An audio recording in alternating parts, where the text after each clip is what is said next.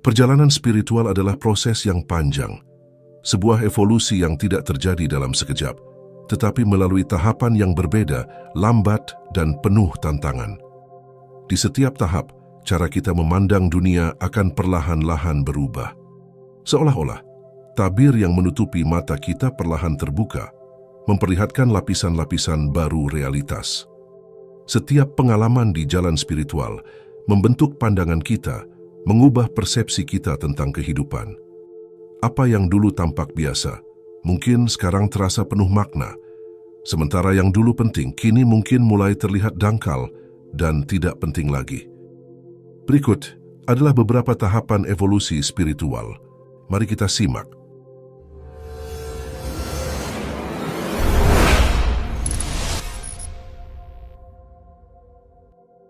Tahap pertama adalah tahap kepolosan. Ini adalah masa ketika kita percaya bahwa segala sesuatu di dunia ini akan berjalan sempurna sesuai dengan harapan kita. Saat kita masih anak-anak, dunia terasa seperti taman bermain, di mana semua orang hadir hanya untuk memenuhi kebutuhan dan keinginan kita. Seorang anak yang menangis di malam hari, misalnya, tidak memiliki keraguan bahwa seseorang akan datang, menggendongnya, dan mengurus segala masalahnya. Pada tahap ini, ada keyakinan bahwa hidup akan selalu memberikan apa yang kita inginkan, tanpa perlu usaha besar dari kita. Namun tak sedikit orang dewasa yang terjebak dalam tahap ini. Mereka mungkin terlihat dewasa secara fisik, tetapi di dalam hati dan pikiran mereka masih mengharapkan dunia untuk melayani mereka. Mereka berharap bahwa orang lain, baik pemerintah, orang tua, atau bahkan tetangga, akan melakukan apa yang perlu dilakukan agar hidup mereka lebih mudah dan berjalan lancar. Ada ekspektasi tanpa akhir bahwa dunia ini harus menyesuaikan diri dengan kebutuhan mereka, dan jika tidak sesuai harapan, akan selalu ada seseorang yang bisa dipersalahkan. Hidup dalam tahap ini adalah hidup yang penuh keinginan, tetapi juga penuh kekecewaan. Ketika orang-orang yang masih dalam tahap kepolosan ini mulai menjelajahi spiritualitas, mereka cenderung memandang Tuhan dengan cara yang serupa. Tuhan dilihat sebagai sosok yang ada hanya untuk memenuhi keinginan mereka. Tuhan, bagi mereka, hanya seperti jin dalam lampu ajaib yang setiap saat bisa dipanggil untuk mengabulkan apa yang mereka pinta. Spiritualitas mereka tidak lebih dari daftar permintaan yang panjang. Dan hubungan mereka dengan Tuhan didasarkan pada seberapa sering keinginan-keinginan itu dikabulkan. Mereka mendekati Tuhan, bukan karena kerinduan atau cinta, tetapi untuk mendapatkan keinginan-keinginan duniawi semata. Uang yang banyak, pasangan hidup yang cantik, posisi dan jabatan yang bagus, rumah yang mewah. Tuhan hanya menjadi sarana untuk memenuhi hasrat mereka yang tak terpuaskan. Mereka hanya ingat kepada Tuhan ketika membutuhkan dan melupakannya ketika keinginan telah terpenuhi. Seperti halnya seorang anak kecil yang terlalu sibuk bermain dengan mainan barunya, mereka pun menjadi sibuk menikmati segala berkat yang telah mereka terima. Bahkan seringnya mereka lupa untuk sekedar mengucapkan terima kasih dan bersyukur. Ibadah dan doa-doa hanya dijadikan sarana untuk memenuhi nafsu duniawi, bukan perjalanan untuk mendapatkan keabadian dan cintanya. Dengan demikian, mereka tetap terperangkap dalam kepolosan seorang anak kecil. Tahap kedua dalam evolusi spiritual adalah tahap kekecewaan. Ini adalah sebuah momen ketika kita mulai menyadari bahwa hidup tidak seindah dan sesempurna yang kita bayangkan. Ini adalah masa di mana anak yang polos, yang dulunya memandang dunia sebagai tempat yang penuh keajaiban, mulai merasakan bahwa kenyataan tidak sesuai dengan yang mereka harapkan. Layaknya seorang anak kecil yang tumbuh besar, mereka mulai dihadapkan pada kenyataan bahwa hidup penuh dengan cacat dan kekurangan, bahwa kesempurnaan hanyalah ilusi yang kini perlahan mulai memudar seiring bertambahnya usia. Rasa sakit ini seringkali muncul dalam fase remaja, sebuah fase di mana kita menyadari bahwa diri kita bukanlah pusat alam semesta. Dunia tidak berputar di sekitar kita, dan sebagian besar dari apa yang ada di luar sana bahkan tidak menyadari atau peduli lagi pada keberadaan kita. Dunia terus bergerak tanpa memperhatikan kita. Dan untuk pertama kalinya, kita merasakan betapa kecil dan tak berdayanya kita di tengah keberadaan yang begitu luas. Disinilah muncul rasa sakit yang dalam, rasa kekecewaan yang membakar. Layaknya seorang remaja yang mendapati bahwa dunianya ternyata jauh lebih keras dan kejam daripada apa yang dulu ia percayai saat mereka masih anak-anak. Dunia yang dulu tampak hangat dan penuh kasih, kini terasa dingin, jauh, dan acuh tak acuh terhadap keberadaan kita. Pada tahap ini, banyak jiwa yang mulai memandang dunia dengan mata sinis, memandang segala sesuatu sebagai sia-sia, termasuk keyakinan spiritual yang dulu pernah menghibur mereka. Keyakinan yang dulu kuat, perlahan mulai runtuh. Merasa kebingungan dan kecewa oleh realitas yang dingin, mereka mungkin mulai meragukan keberadaan Tuhan atau merasa bahwa keyakinan pada Tuhan hanyalah sia-sia. Beberapa bahkan mulai menjadi ateis, tidak percaya bahwa Tuhan benar-benar ada, dan menolak seluruh gagasan tentang spiritualitas karena luka-luka kekecewaan yang begitu dalam. Mencari makna dalam kekosongan, merangkul gagasan bahwa hidup mungkin tidak memiliki tujuan yang lebih besar. Mereka terombang-ambing di antara harapan masa lalu dan kegetiran masa kini. Tidak yakin apakah ada lagi yang bisa dipercayai di dunia yang tampak begitu keras dan dingin. Ini adalah masa penuh gejolak, namun juga titik balik penting bagi jiwa-jiwa yang sedang mencari kebenaran sejati di tengah cengkeraman ilusi duniawi. Tahap ketiga dalam evolusi spiritual adalah tahap tanggung jawab. Ini adalah sebuah momen krusial ketika kita dihadapkan pada kenyataan bahwa kehidupan ini sepenuhnya ada di tangan kita. Tidak ada lagi yang akan datang untuk mengurus atau menyelamatkan kita. Ada pemahaman yang mendalam tentang prinsip sebab akibat, dan kita mulai lebih sadar akan tanggung jawab terhadap diri sendiri. Kita mulai memahami bahwa setiap tindakan membawa akibat, setiap keputusan menuntut konsekuensi. Disinilah kita merasa bahwa kebebasan yang sesungguhnya adalah tanggung jawab kita sendiri. Kita harus berdiri di tengah dunia, tanpa bimbingan dari yang tak terlihat, hanya mengandalkan diri sendiri untuk terus maju. Dunia tampak seperti panggung, di mana tidak ada yang mengawasi. Hanya kita sendiri yang harus memikul beban dan menyusun masa depan kita. Pada tahap ini, perhatian kita mulai beralih pada bagaimana kita bisa sukses di dunia ini. Kita mencari pendidikan, membangun karir, dan membentuk keluarga, semua dengan harapan bahwa ini akan memberi kita pijakan yang kokoh. Pada saat yang sama, kita mulai mengumpulkan barang-barang material, memegang erat simbol-simbol kesuksesan dan keberhasilan. Ada dorongan dalam diri kita untuk memiliki kendali atas hidup, untuk memastikan bahwa masa depan yang kita jalani haruslah lebih baik dan hasil dari tangan kita sendiri. Kita merasa kuat, seperti seorang pemahat yang membentuk takdirnya sendiri dengan palu dan pahat yang keras. Ego kita mulai menancapkan akarnya dengan lebih dalam. Kita mulai merasa diri kita adalah pusat segalanya, penentu nasib kita sendiri, arsitek takdir kita. Ini adalah ilusi yang kuat, yang membutakan kita dari kenyataan yang lebih besar. Dalam usaha untuk meraih kendali atas kehidupan, kita seringkali lupa bahwa ada kekuatan yang jauh lebih besar di luar diri kita yang sedang memperhatikan. Tahap ini adalah saat ketika pencapaian material menjadi ukuran utama, namun di dalamnya tersembunyi kerinduan untuk sesuatu yang lebih dalam, yang masih belum kita sadari. Tahap keempat adalah tahap pencarian. Ini adalah saat ketika jiwa mulai merasakan kekosongan.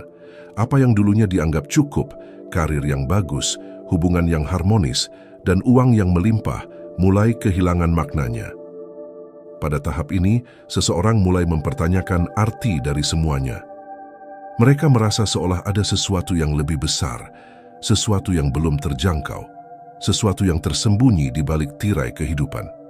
Pencarian ini seringkali penuh dengan kegelisahan dan ketidakpastian. Namun itulah panggilan dari jiwa yang sedang kehausan, jiwa yang menuntut untuk mencari makna yang lebih dalam. Tidak semua perjalanan pencarian ini berjalan mulus. Ada jiwa-jiwa yang dulu begitu yakin akan kekuasaan Tuhan dan pernah merasakan kehangatan spiritual dalam hati mereka. Tetapi seiring berjalannya waktu, ketika kerasnya hidup berkali-kali menghantam mereka, keyakinan itu mulai goyah dan runtuh. Dalam momen ini pencarian bisa terasa seperti perjalanan di kegelapan. Bagi jiwa yang sebelumnya telah mengenal Tuhan, namun seiring berjalannya waktu mulai meragukannya, tahap pencarian bisa menjadi medan yang menguji keyakinan terdalam. Mereka mungkin merasa terombang-ambing di antara ingatan tentang pengalaman spiritual masa lalu, dan keraguan yang kini mencengkeram hati mereka. Ada kerinduan untuk kembali kepada keyakinan yang dulu pernah memberi mereka kenyamanan, namun ada juga suara dalam diri yang menginginkan kebebasan, mendorong untuk mencari lebih jauh, untuk menjelajahi keyakinan-keyakinan lain, seolah-olah jiwa ingin memastikan bahwa jalan yang ditempuh adalah pilihan yang sepenuhnya disadari, bukan sekedar sesuatu yang diwariskan turun-temurun dan kemudian hanya ditelan mentah-mentah. Dalam perjalanan ini, ada yang akhirnya kembali kepada keyakinan yang dulu mereka kenal, namun kali ini dengan pemahaman yang lebih luas, lebih dalam, dan lebih matang. Hubungan dengan Tuhan yang dulu mungkin terasa hanya sebagai formalitas belaka, kini berubah menjadi ikatan yang lebih personal dan penuh cinta. Namun ada juga yang memilih jalan yang berbeda. Mereka mencari jawaban di luar keyakinan lama, menjelajahi filosofi, ajaran, atau spiritualitas baru, dan mungkin menemukan apa yang mereka anggap sebagai kebenaran di tempat yang tidak pernah mereka duga. Tahap pencarian ini adalah tentang membebaskan diri dari keraguan, dan pada akhirnya, setiap jiwa akan menemukan jalannya sendiri, menuju jalan yang mereka anggap paling benar dan paling sesuai dengan getaran batinnya. Tahap yang kelima adalah tahap transformasi. Tahap transformasi adalah titik balik dalam perjalanan spiritual. Pada tahap ini, seseorang mengalami perubahan mendalam, yang tidak hanya mengubah cara mereka memandang dunia, tetapi juga mengubah siapa mereka pada intinya. Ini adalah fase di mana topeng-topeng yang dikenakan mulai jatuh. Segala sesuatu yang selama ini dibangun di atas ego, keinginan akan pengakuan, keterikatan pada materi, dan ketergantungan akan validasi eksternal mulai terasa tidak penting. Disinilah individu mulai melepaskan diri mereka yang palsu dan menemukan diri mereka yang lebih sejati. Ini bukanlah perubahan yang datang dengan mudah.